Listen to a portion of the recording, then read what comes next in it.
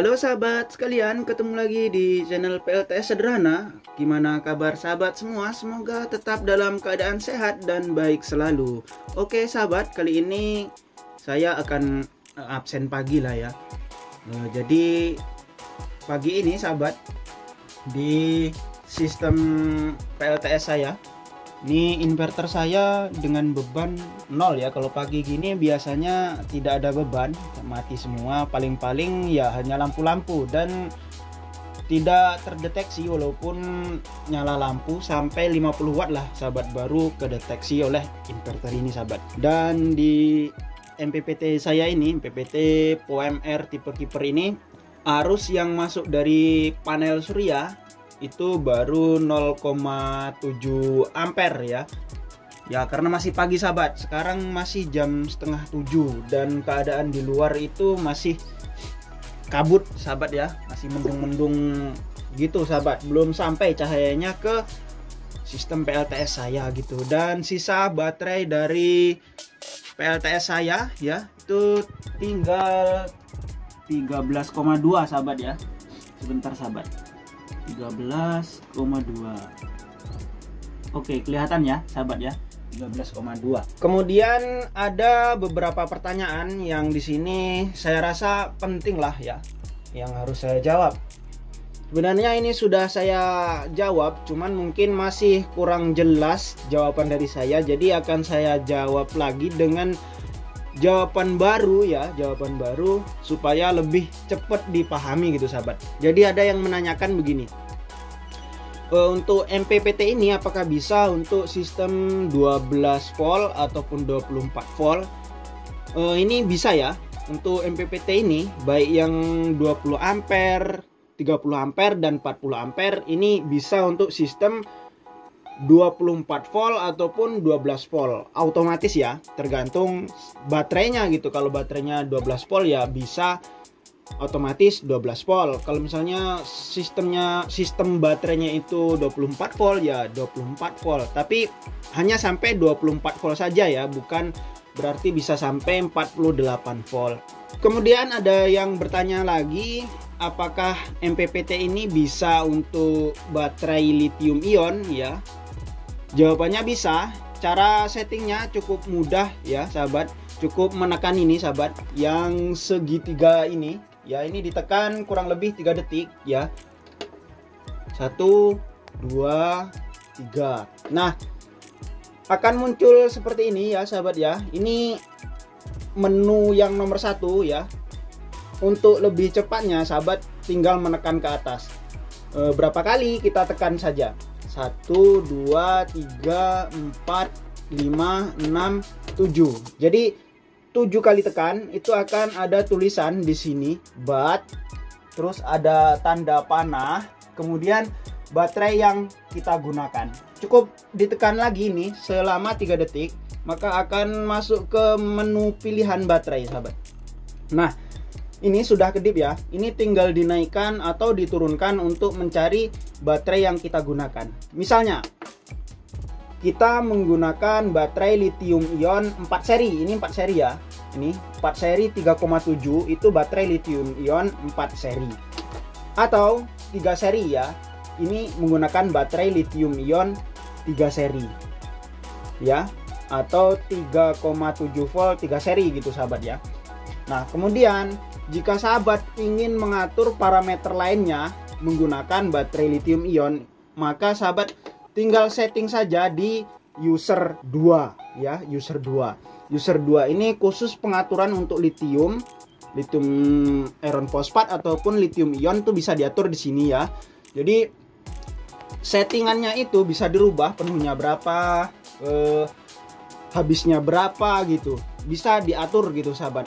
Jadi misalnya sahabat nggak mau pusing-pusing untuk mengaturnya, cukup diatur sesuai baterai sahabat. Misalnya baterai sahabat itu baterai lithium ion ya, cukup diatur ini ada 3 seri 3,7, ini adalah baterai lithium ion 3 seri gitu sahabat.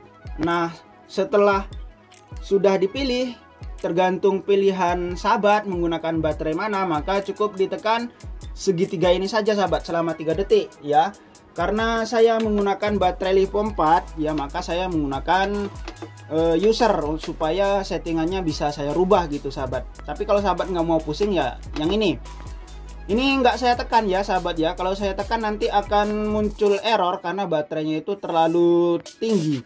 Seperti diketahui baterai lithium 4 itu penuhnya di 14,6, dan ini untuk lithium ion 3 seri itu penuhnya hanya 12,6. Jadi akan muncul peringatan high voltage. Jadi akan saya atur seperti pengaturan saya semula. Oke sahabat. Nah, setelah nanti sahabat mengatur baterai tergantung pilihan sahabat, maka jika sahabat menggunakan baterai lithium maka akan muncul pilihan berapa AH baterai sahabat. Itu bisa diatur ya sahabat, tergantung berapa kapasitas baterai sahabat. Baterai saya itu ada di 200 Ah, jadi cukup di setting 200 Ah sahabat ya. Oke, setelah begini cukup ditekan set ya untuk menyimpan semua pengaturan yang ada di sini ya. Tekan ini kurang lebih 3 detik juga. Nah, maka akan kembali ke beranda awal. Oke sahabat, jadi begitu cara mengatur MPPT ini dengan settingan baterai lithium ion ya. Nah, kemudian ada pertanyaan yang menanyakan jika satu unit panel surya 200 WP kemudian menggunakan MPPT 60 ampere dan menggunakan baterai 150 Ah sistem 12 volt, kemudian menggunakan inverter 900 watt. Nah, untuk MCB-nya beliau menanyakan untuk MCB dari panel surya ke MPPT, kemudian ke aki ataupun ke baterai, kemudian ke inverter. Ini berapa saja MCB yang dibutuhkan. Nah, untuk sistem tersebut itu dari panel surya cukup diberikan MCB 40 ampere. Kenapa 40 ampere? Kenapa tidak disesuaikan dengan panel suryanya? Kan panel suryanya cuman 200 WP gitu. Kenapa nggak dikasih seukuran 200 WP? Nah, jawabannya begini. Ketika kita memasang MCB yang kecil sesuai panel surya, maka kedepannya ketika kita menambah panel surya itu akan ribet lagi. Tentunya akan mengganti MCB tersebut. Jadi MCB-nya itu disesuaikan dengan kapasitas MPPT-nya ya. Jadi misalnya MPPT 60 ampere, ketika dilewati arus 60 ampere di baterai ya, dari MPPT ke baterai 60 ampere, maka yang lewat dari panel surya menuju ke MPPT itu sekitar 40 ampere jika sistem 12 volt ya. Nah, untuk MCB dari sistem PLTS yang saya sebutkan tadi itu MCB dari panel surya menuju MPPT itu gunakan yang 40 ampere. Kenapa yang 40 ampere? Karena dengan MCB segitu ya, MCB 40 ampere tersebut nanti ketika upgrade panel surya itu tidak mengganti MCB-nya ya. Jadi dipasang yang 40 ampere saja. Kemudian yang dari MPPT menuju ke aki ataupun ke baterai itu gunakan sesuai spek dari MPPT-nya. Misalnya MPPT-nya 60 ampere ya gunakan yang 60 ampere, jangan gunakan di bawahnya, nanti akan menurunkan kemampuan dari MPPT tersebut. Kemudian untuk MCB dari baterai ke inverter itu gunakan yang 60 ampere. Kenapa 60 ampere? Karena inverternya 900 watt ya.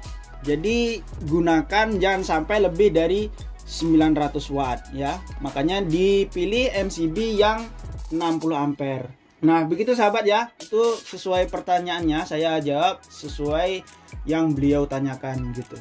Oke sahabat, jadi cukup sekian video kali ini, semoga bermanfaat bagi sahabat semua. Jika ada yang ditanyakan silahkan tanya di kolom komentar, saya akan berusaha secepat mungkin untuk membalas semampu saya ya. Karena saya juga masih belajar juga sahabat, sama seperti sahabat. Dan bagi sahabat yang sudah menonton sampai habis, saya ucapkan terima kasih banyak ya. Yang sudah mendukung saya, mensupport saya, yang sudah subscribe channel saya, terima kasih banyak. Dan jangan lupa untuk di like dan di share sahabat. Bagi sahabat yang belum sempat subscribe, silahkan di subscribe. See you next time and bye.